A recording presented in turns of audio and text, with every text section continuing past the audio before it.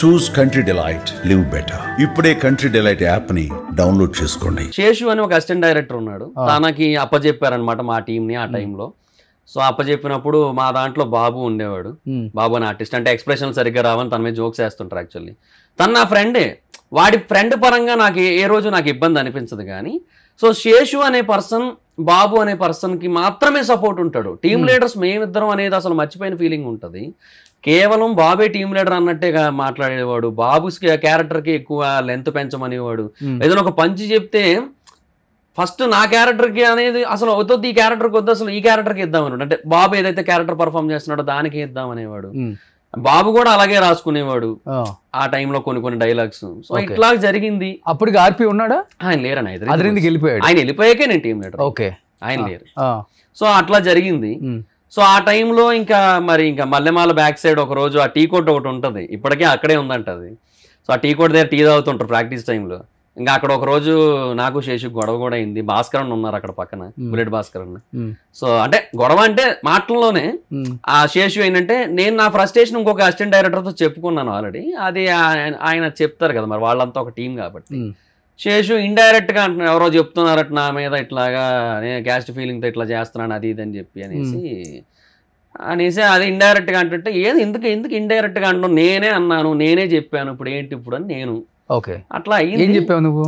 అదే తను caste feeling తోనే సపోర్ట్ చేస్తున్నాడు బాబుని అనేసి నేను ఫీల్ అయ్యా.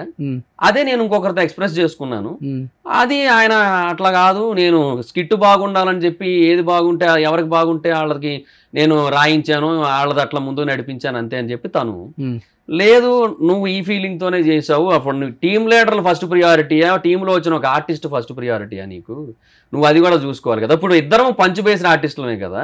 ఇప్పుడు నేను బేసిక్గా అసలు టీమ్ లీడర్ అయ్యింది ఇన్నాళ్ళుగా ఏ బేసిస్ మీద, పంచ్ బేసిస్ మీద. మా డౌట్ నువ్వు నాకు ఇవ్వకుండా ఆ పర్సన్కి ఇస్తే ఏంటి అర్థం? ఆ క్యారెక్టర్ డిమాండ్ చేసిందంటే ఈ క్యారెక్టర్ వేసినా పేలుతుంది కదా అది కూడా. ఇట్లా దానికి డిసిషన్ లేదు యాజ్ ఎ టీమ్ లీడర్ గా. కాదండి, డైరెక్టర్ చెప్పే ప్రయత్నం చేయలేదు. డైరెక్టర్ నితిన్ భరతేనా? శ్రీపాద్ అన్న వాళ్ళు వెళ్ళిపోయారు. అదిరింది అయింది, ఆర్పిఎన్ వెళ్ళిపోయారు, చంద్రాన్న నాగబాబు గారు వెళ్ళిపోయారు. అప్పుడు అశోక్ కూడా వాళ్ళే కదా డైరెక్టర్స్. ఆ షోకి ఇంకా వీళ్ళు నితిన్ భరత్ అటు వెళ్ళిపోయారు. వాళ్ళు వెళ్ళిపోవడానికి కూడా చాలా రీజన్స్ ఉన్నాయి.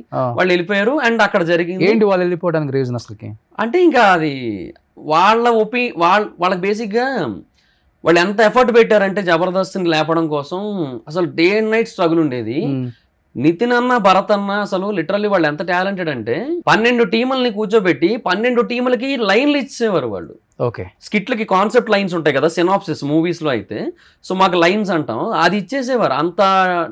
అంత ఉండేది. ఓకే, సో వాళ్ళ డెసిషన్స్ ఎప్పుడు కూడా వాళ్ళవే ఫైనల్ అయ్యేవి కొన్నాళ్ల వరకు.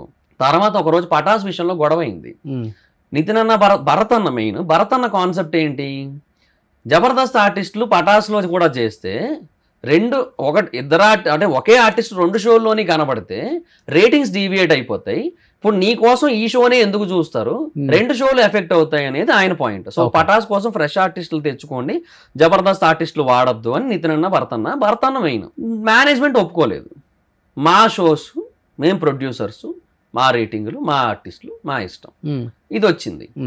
సో అది జరిగింది. ఇంకా వాళ్ళు అక్కడ కొంచెం హర్ట్ అయ్యి ఉన్నారు ఆల్రెడీ. ఓకే, ఆ తర్వాత ఒకరోజు మల్లెమాలలో ఒక ఇన్సిడెంట్ అయిందని నాకు కొంతమంది చెప్పారు, అసిస్టెంట్ డైరెక్టర్స్ చెప్పారు. ఇది ఎంతవరకు వాస్తవం నాకు తెలియదు, బట్ వాళ్ళందరూ 100% జరిగిందనే చెప్పారు. మరి అదేంటంటే ఒకరోజు నితిన్ అన్న, భరత్ అన్న ఒక మీటింగ్ రూమ్ ఉంటుంది మల్లెమాలలోకి ఎంటర్ అయిన తర్వాత. గ్రౌండ్ ఫ్లోర్లో లెఫ్ట్లో ఒక చిన్న మీటింగ్ రూమ్ ఉంటుంది, చాలా బాగుంటుంది, చాలా పీస్ఫుల్గా. ఒక బేసిక్ సీటింగ్, ఒక 8 సీటింగ్ ఉంటుంది, పక్కన మంచి చెట్లు అవి కనబడుతూ ప్లెజెంట్గా ఉంటుంది.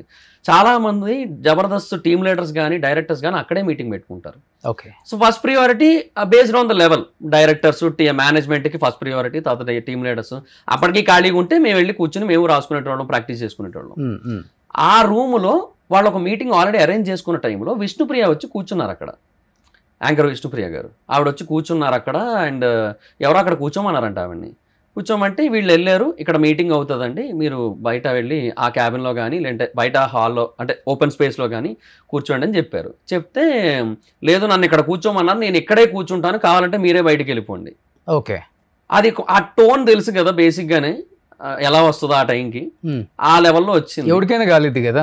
కాదు, ఒక ఆమె కూడా ఏదో షోలు చేసుకుంటుంది, ఆమెకు ఒక పేరు ఉంది కదా, అవునవును, ఆ అమ్మాయిని వచ్చి బయటకు వెళ్ళిపో అంటే ఆమె కాలదా? అంటే ఇంకో రూమ్ లో కూర్చోమన్నారు యాక్చువల్లీ.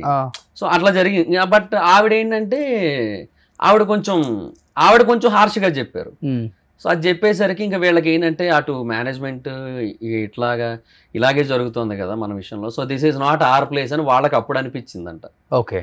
సో వాళ్ళు అప్పుడు ఇంకా బయటికి వెళ్దామని వాళ్ళు ఫీల్ అయ్యారని వాళ్ళు డిసైడ్ అయ్యారు అప్పుడు అని చెప్పి తెలిసింది నాకు. సో ఇట్లా ఇంత పెద్ద మల్లెమాల ఆఫీస్ లో ఒక చిన్న రూమ్ లో విష్ణుప్రియ కూర్చున్న దానికి వచ్చింది ఇదంతా అని చెప్పారు మన. అంటే it's not about Vishnupriya, it's not about room. మీరు చెప్పే కథల కన్నా ఆర్పి చెప్పే కథ చాలా బాగుంటదిగా, ఉన్నట్టు పూస కూర్చున్నట్టు చెప్తాడు పాపం. అంటే రెస్పెక్ట్ అనే పాయింట్ అది.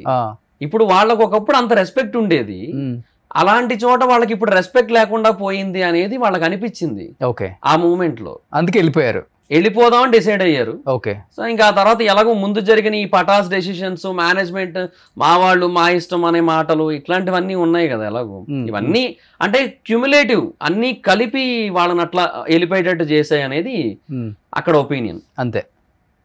సో తర్వాత ఇంకా శ్రీపాద టేక్ ఓవర్ ఆయన వచ్చారు. సో అప్పుడు ఏంటంటే కొంచెం మొత్తం మారిపోయింది, అప్పుడు ఉన్నట్టు లేదు అలా అనమాట. అంటే శ్రీపాద ఇటు మణికంఠ అన్నట్టు. ఓకే.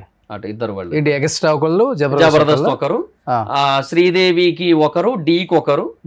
ఆ తర్వాత అప్పట్లో వేరే షోస్ కూడా ఏవో కొన్ని ఉండేవి, వాటికి కూడా కొన్ని మణికంఠకి కొన్ని. ఇప్పుడు శ్రీపాద అనే వ్యక్తి హార్డ్ వర్కర్, సో చాలా కష్టపడతాడు పని గురించి కానీ షోల గురించి కానీ, ది బెస్ట్ రావాలని చూస్తాడు. నాకు పటాస్ లో కూడా శ్రీపాదాన్ని ఛాన్స్ ఇచ్చారు అండ్ నన్ను బాగా ఎంకరేజ్ చేశారు.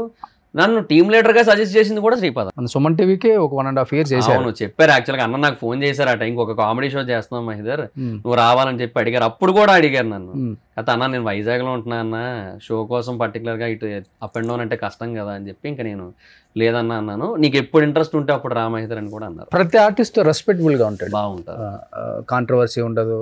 అవును, కొంచెం తగ్గించి మాట్లాడదామే, ఉన్నట్లుగానే మాట్లాడతాడు వాళ్ళ గురించి. హార్డ్ వర్క్ అంటే హార్డ్ వర్క్ అని చెప్తాడు, లేకపోతే నాకు తెలియదు అని చెప్తాడు. గుడ్, నాకు నచ్చుతాడు యాజ్ ఎ పర్సన్ గా. సుమన్ టీవీలో మీ పర్సనల్ అండ్ బిజినెస్ ప్రమోషన్స్ కోసం కింది నెంబర్ కి కాంటాక్ట్ చేయండి.